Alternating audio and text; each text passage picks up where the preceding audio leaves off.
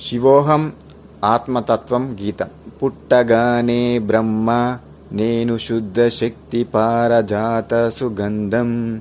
అమాయకత్వపు మంత్రములో అనాది నుండి అనంతపు వెలుగు.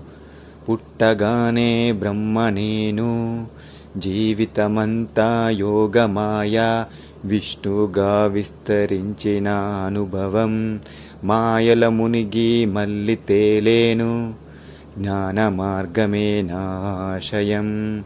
పుట్టగానే బ్రహ్మ నేను.